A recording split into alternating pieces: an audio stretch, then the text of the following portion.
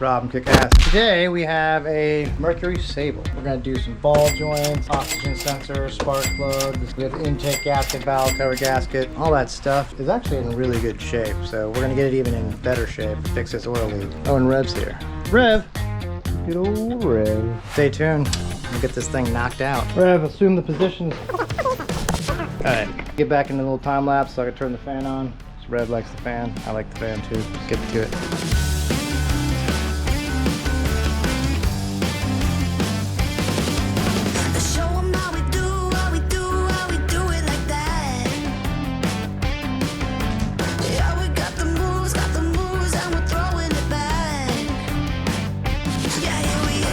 Alright, we got the intake funnel off. I always like to vacuum all the dirt that's down there, the road debris, get it all out of the way.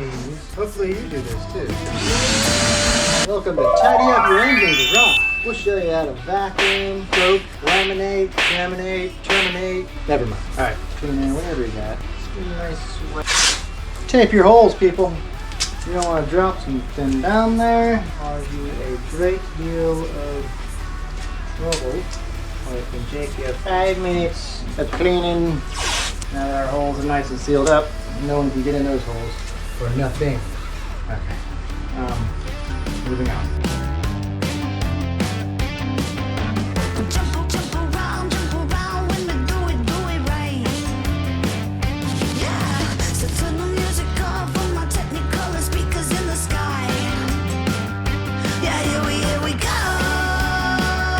Okay, let's talk spark plug. Whenever you do spark plugs, there's a few things you need to check.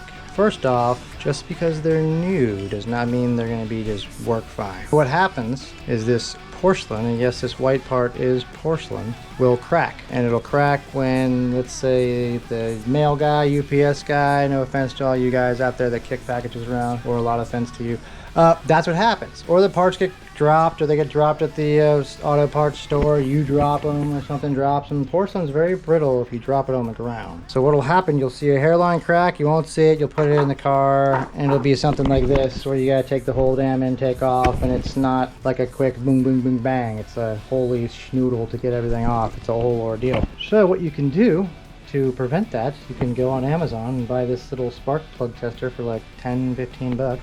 And you take your spark plugs, and then you make sure they work, first off. If this is cracked, it'll act funny, and it'll short down here. You'll see a spark coming down here. But yeah, I tested all these. Usually they're all consistent, and they kind of sound the same on this, so that's how you can kind of tell. But it's a good thing to do, just to prevent you from having to pull a car back apart. So I'm going to put y'all back up on your perch and get back at these plugs.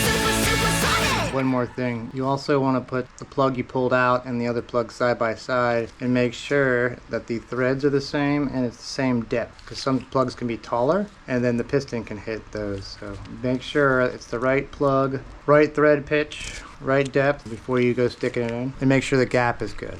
So you check your gap right there.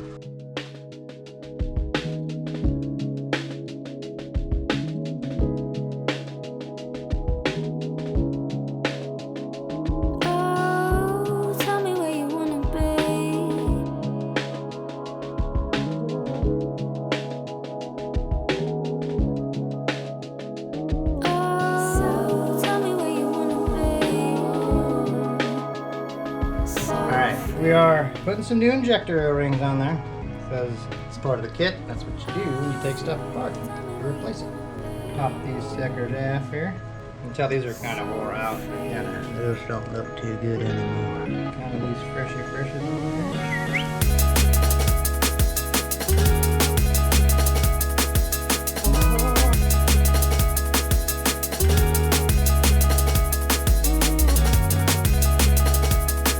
Alright, little tip. This is what I like to use to put in lube the O-rings to go. Son of a biscuit. Oh, balls. On the injector O-rings, I like to put assembly lube because they can be a pain in the butt to get in if you don't have any lubrication on them. I find this is good stuff because it doesn't dry up. Like spray silicone, you can put on there, sometimes it dries up too quick. So I like to have this assembly lube. Just lets the rail pop in there really easy. Oh, fuel anyway. Alright. Why did I do it this way? way. It's probably the hardest way to ever possibly do this. What did he do? Oh, there's bolts in the way. That's why. Tell me where you wanna be. I wanna be deep down in the sea as it falls down on me. Oh, tell me where you wanna be. Try escape, I try to leave as it falls down on me. Tell me where you wanna be deep down in the sea as it falls down on me.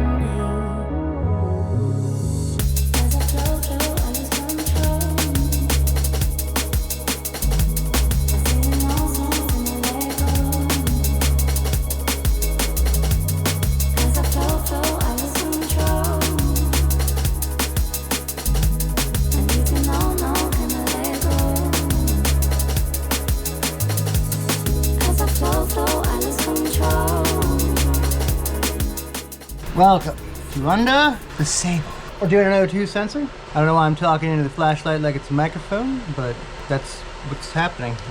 Right up here, you can see probably because there was oil leaking on it, that may have had the problem with it going bad. I'm gonna clean all this off because it's still got a good bit of oil leak. I'm thinking the oil pan and this timing cover, maybe the next things we do. Since we start at the top, we work our way down. So we're gonna clean all this stuff off. Looks like somebody's been in here with some orange RTV in there, so it still feels kind of rubbery. So either they tried to seal something, or they didn't do it right, or they missed what was sealing, because there's still stuff leaking. We're gonna be doing the tie rod ends here in a minute, but let's get this O2 sensor out. Get the blower going next door. That's good. Freaking long guys, never knowing what. All right. Okay, we have our Bosch sensor. Bosch, because they make just about all sensors. Why do those look so much different?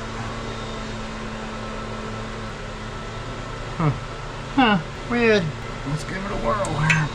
Pretty sure because it was covered in oil. That's probably not a good thing for O2 sensors there.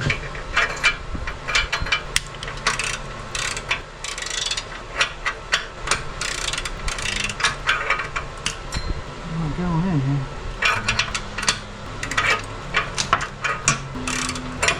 One O2 sensor. All right, we find ourselves at the front right wheel well. We are replacing this ball joint. You see the movement. That should not be there. We're just gonna break this loose, knock this out, pull this out. We want to keep it as close to the other one because they have to go drive your alignment and they may not get there for a day or two. So we're gonna try to get as close as we can. I'm not set up to do alignments yet. Oh my! Oh, holy sheep nipples. Right.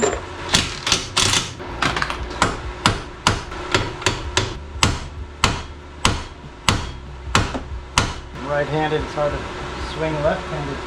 You have to go underneath and swing from the bottom.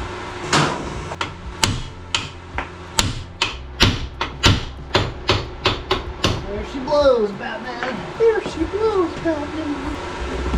Let's get the new one. Some manufacturers change the length depending on how they make it. These are pretty damn close. So I'll give you all a close-up look at what goes wrong. Pretty much it's like a ball and a socket joint. That's what I call the ball joint. The movement inside there starts becoming looser and looser. Especially, I mean, you can grease them up, but this one's about done. It's got a lot of play. But yeah.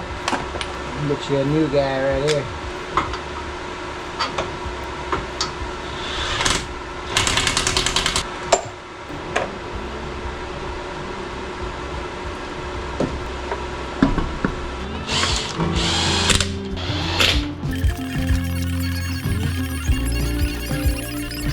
Alright, that about wraps up the old Mercury Sable. It's gonna be back. It needs a motor mount. It needs some other things that we're gonna do next week. Anyway, thanks for stopping by. Make sure you guys go ahead and slap that subscribe button, or bite it, growl at it, or whatever Rev wants to do. That really helps us out. We just hit 1,000 subscribers, so I want to say thanks to everybody that's subscribed, and we're on our way to 100,000. Rev, what are you doing?